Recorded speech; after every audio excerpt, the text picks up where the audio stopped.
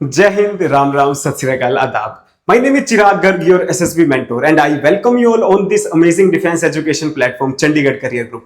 आज की वीडियो बहुत इंपॉर्टेंट होने वाली है। आज हम उस टॉपिक के बारे में बात करते हैं जिसके हर कैंडिडेट को डर रहता है, स्क्रीनिंग। आज मैं आपको वो गलतियां बताऊंगा जो हर एसएसबी एस्पिरेंट करता है, जिसकी वजह से वो स्क्रीन आउट हो जाता है। सो गाइस, जो फ्रेशर हैं इस वीडियो को अच्छे से समझना, और जो रिपीटर्स हैं उन्हें कुछ नहीं करना, वो मेमोराइज करो वो अपना इंसिडेंट जब वो स्क्रीन आउट हुए थे और समझो कि क्या उन्होंने यही गलतियां की थी। And one more thing guys, मैं आपको एश्योरेंस देता हूं कि आप इन सीरीज को जरूर फॉलो करो, आपको स्क्रीनिंग में कोई प्रॉब्लम नहीं आने वाली और आपके स्क्रीनिंग के चांसेस डेफिनेटली बूस्ट हो जाएंगे। एंड गाइस, आप सबको पता है स्क्रीनिंग इतनी इंपॉर्टेंट है। अगर आप स्क्रीन इन ही नहीं हो पाते तो आपको कोई मौका नहीं मिलता आगे परफॉर्म करने का। लाइक एग्जांपल, अगर हम एनसीसी एंट्रीज या सीडीएस एंट्रीज का एग्जांपल लेते हैं, लाइक एनसीसी एंट्रीज में अराउंड 250 प्लस रिपोर्टिंग होती है आर्मी में, तो उसमें करीब 35 to 40 स्क्रीन हो पा रहे हैं। अगर आपकी एनडी एंट्रीज है 100 to 150 रिपोर्टिंग है, तो वही 25-30 स्क्रीन हो रहे हैं। तो गाइस, सबसे पहले आपका कंपटीशन है स्क्रीन होना। स्क्रीन हो पाओगे तभी आप आगे की सोच सकते हो कि मैं रिकमेंड हो सकता हूं। So the only thing is, पहले स्क्रीनिंग के लिए एक ही चीज याद रखो, कॉन्फिडेंस। अपने ऊपर जरूर कॉन्फिडेंस रखना है कि आप हो सकते हो, और उसके बाद आगे हम बात करेंगे। So let's start our session with a very beautiful line. ये लाइन मैंने खुद लिखी है, इस लाइन को जरूर समझना। कैसे छोड़ दूं वो सपने जो मैंने देखे हैं, क्योंकि मेरी मां ने मुझ में नहीं मेरे कंधों पर सितारे देखे हैं। आपको इस लाइन से जरूर कुछ ना कुछ तो मोटिवेशन आई होगी। तो let's start our session. Okay guys, पहले मैं आपको एक चीज क्लियर कर देता हूं। हमारे स्क्रीनिंग में, थोड़ा राइटिंग को समझना, 2 टेस्ट होते हैं इनिशियली। सबसे पहले हमारा OIR होता है, उसके बाद PPDT। ये मैं आपको इसलिए बता रहा हूं कि मैं अभी OIR के बारे में बात नहीं करने वाला। OIR बहुत सिंपल टेस्ट है। अगर आपने FCAT, NDA, CDS क्लियर किया तो आप OIR कर लोगे। But the thing is, OIR बहुत सिंपल आता है और नेट पे इसके रियल टेस्ट अवेलेबल है। बट आजकल एक 3 सीरीज वाले OIR टेस्ट भी आ रहे हैं जिसमें ज्यादातर बोर्ड मास सिस्टम होता है। तो उसके लिए आपको ज्यादा कुछ नहीं करना, आप मैथमेटिकल कैलकुलेशंस को सीखो, उसकी सिर्फ प्रैक्टिस से आप वो सोल्व कर पाओगे। तो आपको OIR डेफिनेटली अच्छा करना ही है कि आप मैक्सिमम मार्क्स ला सको OIR में, जिससे आपके स्क्रीनिंग के चांसेस बूस्ट हो जाएंगे। तो OIR के लिए आप प्रैक्टिस की कर सकते हो। आज हम बात करेंगे मेनली PPDT में, जो आपका इंपॉर्टेंट टास्क है। इसमें कैंडिडेट्स क्या गलती करते हैं, तो इस वीडियो को लास्ट तक देखना एंड डेफिनेटली आपके सब डाउट्स क्लियर हो जाएंगे। एंड वन मोर थिंग, मैं आपको कुछ पिक्चर भी दिखाऊंगा, तो हो सके तो अपने कमेंट सेक्शन में उस पिक्चर के बारे में जो आपको स्टोरी लगती है वो जरूर लिखो। तो नेक्स्ट वीडियोस में हम आपकी वो सारी स्टोरीज को एनालाइज करेंगे, वही कमेंट सेक्शन खोलकर। हर मैं स्टोरी के बारे में बताऊंगा कि आपको क्या इंप्रूव करना है, किसकी स्टोरी सही है या गलत है। हम उसके बारे में जरूर बात करेंगे आगे। फाइन, सबसे पहले हम बात करते हैं कि जब भी आपको पिक्चर दिखाई जाती है तो कैंडिडेट्स क्या गलती करते हैं, कि पिक्चर को समझने में क्या गलती करते हैं या लिखने में। सबसे पहले वो एक हीरोइक फैंटेसी आती है उनके अंदर।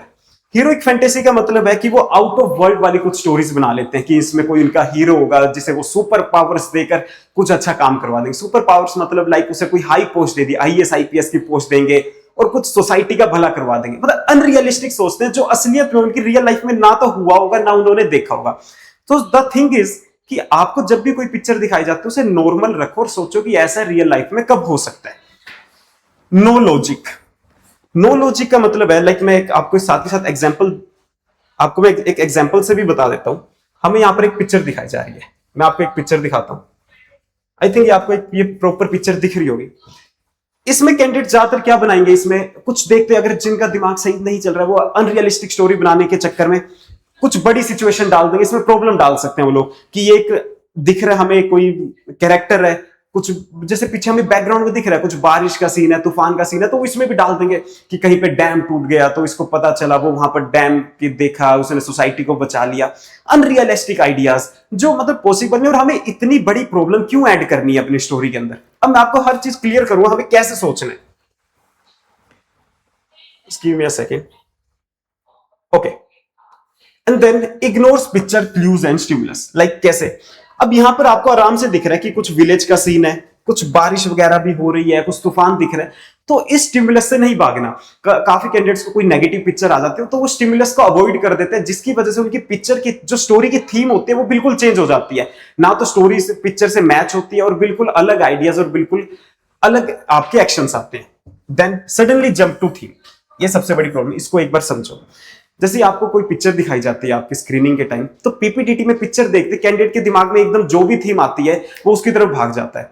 मैं आपको एक एडवाइस देता हूं, जब भी आपके दिमाग में कोई भी थीम आए, थोड़ा सा कुछ सेकंड्स के लिए अपने आप को शांत रखो और एक बार ये सोचो कि क्या मैं इसके ऊपर प्रैक्टिकल एक्शंस और आइडियाज लिख सकता हूं, क्या मेरी स्टोरी के अंदर नीड है या नहीं है। तो कुछ सेकंड्स का गैप देके एकदम जंप मत करो अपनी स्टोरी को लिखने में या एकदम बनाने में, तो थोड़ा सा आपको सोचना जरूर है। And one more thing, pre conceived ideas. काफी कैंडिडेट्स कहते हैं कि वो उन्हें प्री कंसीव्ड आइडियाज आते हैं। देखो मैं नहीं कहता कि आप पहले कुछ स्टोरीज सोच कर जाओ। आइडियाज आना बुरी बात नहीं है कि आपके दिमाग में आइडियाज आ रहे हैं जो आपने पहले सोचे हैं, वो कोई गलती नहीं है उसमें। बट जो सबसे बड़ी मिस्टेक वो है कि आप धक्के से अपनी पिक्चर को उसमें फिट करना चाहते हो। लाइक आपने स्टोरी कुछ और है आपके माइंड में, बट पिक्चर आपको कुछ और दिखाई गई है। आप सिर्फ पिक्चर को टच करके जाओगे और आप अपनी स्टोरी उसमें बना दोगे। मतलब अनरियलिस्टिक हो जाएगी। आपको स्टिमुलस को सोचना, आपको ये सोचना, अगर आपके माइंड में कोई आइडिया आता है, आपको ये सोचना कि या ये पिक्चर जस्टिफाई हो रही है या नहीं हो रही। आपको धक्के से वो स्टोरी नहीं लिखनी जिसमें आप सिर्फ पिक्चर को ऊपर से टच कर कर जा रहे हो या एक हमें इमेजिन नहीं हो रही पिक्चर। इस चीज को जरूर अच्छे से समझना। देन लेस एग्जीक्यूशन पार्ट और प्रैक्टिकल एक्शंस। ये मैं अपनी पुरानी वीडियोस में भी बता चुका हूं। सबसे बड़ी जो प्रॉब्लम करते हैं कैंडिडेट्स, वो ये करते हैं कि मुझे ये यहाँ पिक्चर दिख रही है कोई, इसके अंदर मैं आपको एक आइडिया भी बताता हूं। मान लो पहले आप सोचते हैं, मैं आपको एक आइडिया बताता हूं इसमें क्या हो सकता है, क्या थीम बन सकती है। पहले आप सोचो क्या हो सकता है इसके अंदर, कुछ सोचो। And one more thing candidate, जिसको इस पिक्चर के ऊपर आइडियाज आ रहे हैं, स्टोरी है, वो अपने कमेंट सेक्शन में जरूर लिखना। मैं प्रॉपर आपके पिक्चर के आपकी स्टोरी को देखूंगा, चेक करेंगे और हम नेक्स्ट वीडियो में उसी के ऊपर बात जरूर करेंगे। ओके, मान लो मैं इसमें थीम लेता हूं। काफी कैंडिडेट्स मैंने बताया कि इसमें सोच लेंगे, ज्यादा नेगेटिव चले जाएंगे, कोई डैम टूट गया, कोई दिक्कत आ गई, कोई आईएएस ऑफिसर है, सोसाइटी का भला करवा दिया। नहीं, इतना आपको नहीं सोचना। आप प्रैक्टिकल सोचो। मुझे दिख रहा है कुछ विलेज का सीन है, कुछ रेन दिख रही है, तूफान आ रहा है, क्या हो सकता है? कुछ भी हो सकता है कि कोई विलेजर है, उसके वो अपने खेतों की तरफ जा रहा है, कोई समरसीबल या कोई भी ऑन था जो पानी देने के लिए, जो हमारी वहां पे सिस्टम होता है वो ऑन था, या इलेक्ट्रिसिटी की तारें खुली है वहां पे, तो वो सोचता है कि मैंने उन्हें ढक के आनी है, या कैसे वो केयर करता है। या अपनी क्रॉप्स को बचाने के लिए, जो सैपलिंग्स है वो छोटी है, उसको बचाने के लिए अपनी खेतों की तरफ जा रहा है, कैसे उसने एक्शन लिए, पानी का जो डायरेक्शन है वो मोड़ दी। तो ये भी एक नॉर्मल स्टोरी हो सकती है और इसमें बेस्ट हम एक्शन से लिख सकते हैं। शायद आपको आइडिया जरूर समझ आ रहा होगा इस चीज का। तो मैं वही आपको कहना चाहता हूं कि लेस एग्जीक्यूशन पार्ट और प्रैक्टिकल एक्शंस। तो कैंडिडेट्स में क्या करेंगे, वो ज्यादातर अपनी स्टोरी उसी पे खत्म कर देंगे कि बैकग्राउंड बता देंगे, या बैकग्राउंड में चलते चलते वो मेन एक्शंस की तरफ नहीं आएंगे। मेन एक्शंस मेरे क्या होने चाहिए कि उसने क्या एक्शन लिए, कि उसने अपने खेतों में जाकर जो उसकी सैपलिंग्स थी, छोटी क्रॉप्स थी, उन्हें कैसे बचाया, कैसे उसने जो पानी की डायरेक्शंस थी उसे मूव किया कि जो हमारा एरिया है, फील्ड एरिया, उसमें ज्यादा पानी ना भर जाए रेन की वजह से, या जो हमारा जनरेटर रूम है, इलेक्ट्रिसिटी वाला रूम है, उसको ऊपर उसने कैसे कवरिंग की कि शॉर्ट सर्किट ना हो। तो ये आपके एक्शंस होने चाहिए। Okay, then picture not visible in your story. सबसे बड़ी चीज, मुझे यहाँ पिक्चर दिख रही है कि मुझे एक कैंडिडेट, एक कैरेक्टर जाता हुआ दिख रहा है, किसी रोड से वो जा रहा है और उसने अपने मुंह को ऐसे कवर कर रखा है। तो कोशिश करो कि इस सीन को आप अपनी स्टोरी के अंदर कहीं ना कहीं एक दो लाइन के अंदर जरूर बता सको। अगर आप ऐसा कर देते हो तो आपकी पिक्चर बिल्कुल जस्टिफाई हो जाती है और आपकी स्टोरी बेस्ट हो जाती है। तो कैंडिडेट्स अपने जो सीन दिखाया जाता है उसको ऐड ही नहीं करते स्टोरी के अंदर, जो उनकी सबसे बड़ी प्रॉब्लम आती है। सो गाइस, ये आपको इस टाइम पे आपको इस पिक्चर को देखना है, इस तरीके से देखना, और जो मैंने आपको टिप्स बताई है वैसे लिखना है। मैं आपको दोबारा बता देता हूं, पिक्चर को रियलिस्टिक तरीके से सोचो, उसमें आपको एक्शंस ऐड करने, प्लानिंग फेज को कम रखना है, एग्जीक्यूशन पार्ट ज्यादा ऐड करो, अनरियलिस्टिक स्टोरी नहीं सोचनी। एंड वन मोर थिंग, आप कोशिश करो कि आप 10 to 12 लाइंस में अपनी स्टोरी खत्म कर सको, जिसमें आप एक दो लाइन आपका इंट्रोडक्शन होनी चाहिए, 7 to 8 लाइंस वो प्रैक्टिकल एक्शंस और आइडियाज होने चाहिए जो आपकी स्टोरी जिसकी अराउंड रिवॉल्व करती है। उसके बाद लास्ट की 1-2 लाइंस में आप सिर्फ आपकी जो हैप्पी एंडिंग है वो लिख सकते हो। करेक्ट। ये बात हो गई कि आपको स्टोरी लिखनी कैसे और आपको सोचना कैसे है। अब हम आते हैं मेन थिंग पर, अपनी नरेशन के ऊपर। गाइस, नरेशन, जैसे ही आप पीपीडीटी हॉल से निकलते हो, आपने अपनी पिक्चर लिख ली, अपनी स्टोरी लिख ली, तो आपको कुछ मिनिमम 10 to 15 मिनट्स जरूर मिलती है उस हॉल तक जाने में जहां पर आपको नरेशन करनी है, ग्रुप डिस्कशन करनी है। तो एक एडवाइस देता हूं, इस टाइम अपने ना 10 to 15 मिनट्स को कभी भी वेस्ट मत करो। आराम से जो आपने स्टोरी लिखी है उसे दोबारा सोचो, मेमोराइज करो, दोबारा एक्शंस बनाओ, उसमें क्या प्रैक्टिकल एक्शन से लिख सकते हैं। फालतू इधर उधर की बातें ना करके अपनी स्टोरी को सोचो कि आपने क्या लिखा था, और 1 मिनट में उस स्टोरी को आपको नरेट करना है वहां पर। फाइन। नरेशन के टाइम सबसे बड़ी प्रॉब्लम होती है नॉट लिसनिंग टू अदर्स। देखो, इस चीज को याद रखो, इस चीज को मैं दोबारा आगे बताऊंगा, ये सबसे बड़ी गलती कैसे हो सकती है। कैंडिडेट्स क्या करते हैं, अगर मान लो 15 चेस्ट नंबर्स तक उनके ग्रुप में कैंडिडेट्स हैं और उनका चेस्ट नंबर 10 है, तो जो शुरुआत के 1 to 9 चेस्ट नंबर्स होते हैं उनकी स्टोरी वो लोग सुनते ही नहीं, वो सिर्फ अपनी स्टोरी के बारे में सोचते रहेंगे और उसी की प्रैक्टिस करते रहते हैं। नरेशन होल में आपको ऐसा बिल्कुल नहीं करना, आपको दूसरों की स्टोरी जरूर सुननी है। आपको ये देखना है कि मैक्सिमम कैंडिडेट्स किस तरफ फ्लो कर रहे हैं, उनकी स्टोरी किसके ऊपर बेस है।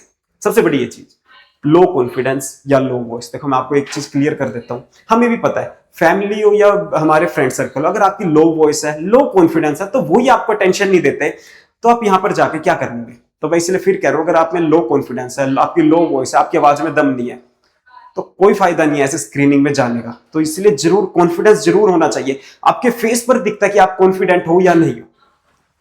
लो एंड टिमिड वॉइस, वही मरी हुई आवाज है, आपकी आवाज ही नहीं निकली, आप नरेशन करना चाह रहे हो, कोई आपको अटेंशन नहीं दे रहा। देखो मैं आपको एक चीज क्लियर कर देता हूं, हमेशा क्या होता है, अगर आपकी आवाज लाउड है, क्लियर है, पोलाइट है, तो असेसर्स की भी अटेंशन आपकी तरफ जाएगी और ग्रुप भी आपको अच्छे से सुनेगा।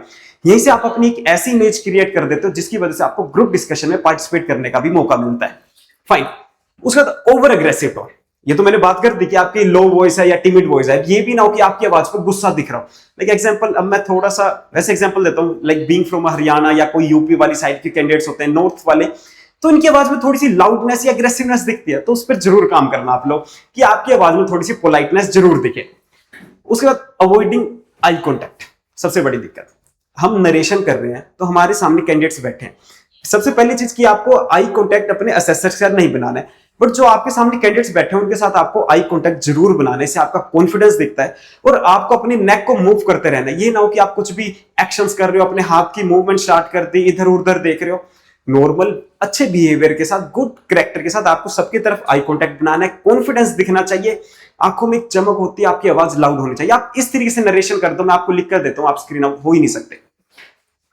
No voice modulation, voice modulation ना होने का मतलब है कि आप एक रोबोट की तरह सिर्फ एक ही आवाज में बोलते रहे, कि आप जैसे एक कंप्यूटर का मैंने बटन दबाया, आप सिर्फ लगातार बोलते जा रहे हो। आपको ऐसा नहीं करना, आपकी आवाज में वॉइस मॉड्यूलेशन होनी चाहिए। लाइक अगर आप कुछ एक्साइटमेंट वाली चीज ऐड कर रहे हो अपनी स्टोरी के अंदर, तो आपकी आवाज लाउड होनी चाहिए, फेस पे एक्साइटमेंट जरूर दिखनी चाहिए। उसके बाद है using too many unnecessary details, वही चीज जो मैंने बताई। हमें सिर्फ 1 मिनट मिलती है, इस चीज को ध्यान से सुनना हर कैंडिडेट, हमें सिर्फ 1 मिनट मिलती है अपनी स्टोरी को नरेट करने में, और कई बार वो भी नहीं मिलती। तो आपकी कोशिश ये रहनी चाहिए कि आप अननेसेसरी डिटेल्स ऐड मत करो, आपको अपने प्रैक्टिकल एक्शंस ऐड करने हैं जिससे आपकी पर्सनैलिटी शो होगी। फालतू को इधर इधर ज्यादा इंट्रोडक्शन नहीं ऐड करना, ज्यादा बैकग्राउंड नहीं बताना, मेन स्टोरी के क्रक्स पर आओ, स्टोरी को नरेट करते हो अपने एक्शंस ऐड करो। Fine.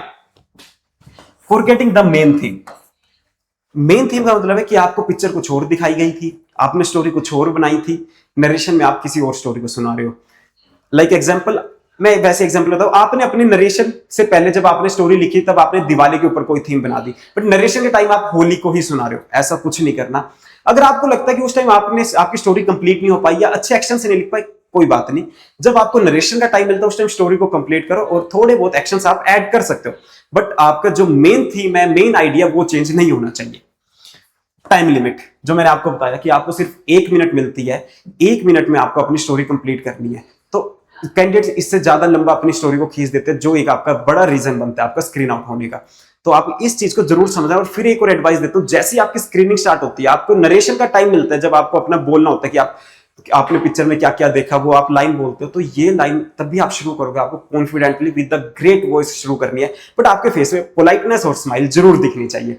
And one more thing, इसी से आप इनिशियली अपने जो असेसर्स होते हैं उनके ऊपर एक अच्छी इमेज बना लेते हो, तो एक इफेक्ट डाल देते हो जो आपके लिए परफेक्ट होगा। राइट। मैंने आपको नरेशन के बारे में बता दिया, क्या कैंडिडेट्स गलती करते हैं, गलतियों को बिल्कुल नहीं करना। अब हम बात करते हैं ग्रुप डिस्कशन के बारे में, जो आपकी सबसे बड़ी चीज है। ओके, ग्रुप डिस्कशन में सबसे बड़ी प्रॉब्लम कैसे आती है, मैंने आपको एक लाइन बताई थी कि हम दूसरों की स्टोरी नहीं सुनते, वही ग्रुप डिस्कशन में मैच होती है। अगर आपने दूसरों की स्टोरी नहीं सुनी तो आप ग्रुप डिस्कशन में अच्छे से पार्टिसिपेट कर ही नहीं पाओगे। हमें हमेशा क्या करना होता है, जैसे ही आपने दूसरों की स्टोरी सुनी, आपको दिखता है कि आपका ग्रुप ज्यादा एक थीम की तरफ फ्लो कर रहा है, तो जीडी में तब आप थीम डिसाइड करवा रहे हो, तो उन कैंडिडेट्स का चेस्ट नंबर का रेफरेंस देकर आप थीम डिसाइड करवा सकते हो। सबसे बड़ी प्रॉब्लम आती है कि not listening to others. Okay, इस चीज को मैंने आपको बता दिया कि आपको कैसे गलती कर सकती है। उसके बाद अपनी ही थीम को लेकर लड़ना। Stuck to your own theme, कि आपको लगता है आपने ये नहीं देखा कि ग्रुप किस तरह फ्लो कर रहा है, बट आपने जिस थीम पर स्टोरी बनाई है आप बस ये चाहते हो कि ग्रुप आपकी वही स्टोरी लेकर चले। आपको ऐसा बिल्कुल भी नहीं करना है। मैं आपको एक एडवाइस देता हूं, अगर आपको लगता है कि 15 का ग्रुप है, 7 to 8 कैंडिडेट्स एक थीम की तरफ जा रहे हैं, अपनी स्टोरी को भूल जाओ। आपको हमेशा ग्रुप को पुश करना है उस थीम को अपनाने के लिए, उस थीम को फॉलो करो। इससे दिखता है कि आप ग्रुप के साथ फ्लो करना जानते हो। जीडी का मोटिव ही ये होता है कि आप एक कॉमन स्टोरी बनाओ जो ग्रुप जिसकी तरफ ज्यादा फ्लो कर रहा है। तो इस चीज का जरूर ध्यान करना। मतलब हम लिख देते हैं stuck to your own story.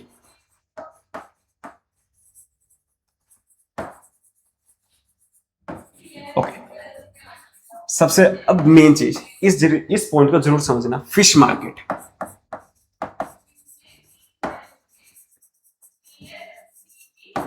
Candidate सबसे बड़ी दिक्कत क्या करते हैं, हमेशा हर किसी को पता है जीडी के टाइम फिश मार्केट जरूर बनती है। अब आजकल चाहे वो फ्रेशर का ग्रुप हो या प्रीवियस रिकमेंडेड या स्क्रीन आउट्स या रिपीटर्स का, फिश मार्केट जरूर बनेगी। आपको कभी भी फिश मार्केट का हिस्सा नहीं बनना। मैं एक एग्जांपल बताऊं तो एक साइकोलॉजिकल फैक्ट है। आप खुद सोचो, आप एक फ्रेंड सर्कल में खड़े हो या कोई आप ग्रुप खड़े हो और आपकी कुछ बहस चल रही है, अगर आपको एकदम कुछ न्यू वॉइस सुनती है, कोई एक यूनिक आवाज सुनते हैं, कोई पीछे से एकदम बोलता है, तो हम सबकी अटेंशन उसकी तरफ जाती है, मल्टी सेकंड्स के लिए अटेंशन वहां जाती है। बट जो ग्रुप में एकदम लगातार बोलते जा रहे हैं, हम उसकी तरफ ज्यादा ध्यान नहीं देते। तो इसलिए हमेशा अपनी आवाज को यूनिक रखना है, आपको लगातार बोलते नहीं रहना है। फिश मार्केट का हिस्सा मत बनो। आपको वो पॉइंट ढूंढना है जब ग्रुप थोड़ा सा शांत है, उस टाइम आपको ग्रुप में एंटर करना है। इस चीज पर ध्यान रखना। उसके बाद फोर्थ जो चीज होती है, इधर उधर की बातें मारते रहना, इधर उधर की बात करना, फालतू मेन आइडिया ना बताना। ज्यादातर जीडी में कैंडिडेट्स क्या करते हैं, एक तो अपनी थीम के लिए लड़ते रहते हैं, तब थीम डिसाइड हो जाती है तो ज्यादातर कैंडिडेट्स उस दोबारा वापस थीम पर ही आते हैं। अब आपकी थीम डिसाइड हो गई है तो आपका मोटिव रहना चाहिए कि आप एक्शंस ऐड करवा पाओ, बट नहीं, कैंडिडेट्स एक्शन ऐड करवाकर इधर उधर की बातें करते रहेंगे, कुछ और ऐड करवाएंगे। तो बस एक चीज ध्यान में रखो, आपका एक चीज बस ये सोचो कि अगर एक ग्रुप है तो आपका सिर्फ मोटिव ये रहना चाहिए, आप ग्रुप को हमेशा आगे करते रहो। जहां पे ग्रुप स्टक होता है, आपको ग्रुप को स्टक नहीं होने देना एक भी जगह। तो सबसे बड़ी चीज कि आपको एक्शंस ऐड करवाने हैं, इधर उधर की बातें बिल्कुल नहीं करनी। ओके, सो ऐड एक्शंस। थोड़ा राइटिंग को आप समझ जाना जरूर। अब फिफ्थ चीज, इसको भी जरूर समझना, जीडी में कभी भी अग्रेसिव नहीं होना, गुस्सा नहीं दिखाना, किसी के साथ बहस नहीं करनी या किसी के साथ डोंट एग्री, ये वाली चीजें नहीं होनी चाहिए। लाइक काफी कैंडिडेट्स क्या करते हैं, किसी ने कुछ थीम बताई तो कैंडिडेट्स बोलेंगे I don't agree with you, ऐसा कुछ नहीं दिखाना। आपके फेस पे गुस्सा दिखना ही नहीं चाहिए।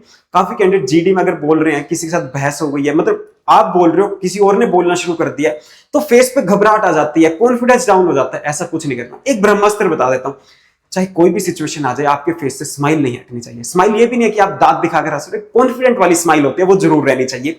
स्माइल के साथ साथ आपके एक आवाज में पोलाइटनेस होनी चाहिए। मैं आपको एक एग्जांपल बताता हूं। लाइक अगर कोई कैंडिडेट बोले जा रहा है, लगातार बोले जा रहा है, या ग्रुप में फिश मार्केट बनी हुई, आपको एंटर करना है अपनी आवाज को थोड़ा सा रेज करते हुए। अपनी आवाज को रेज करो और फिर बोलना स्टार्ट करो। अगर ग्रुप इस आवाज पर लड़ रहा है तो थोड़ा सा अपनी आवाज को इस लेवल तक लेकर जाओ कि ग्रुप की अटेंशन आपकी तरफ जाए।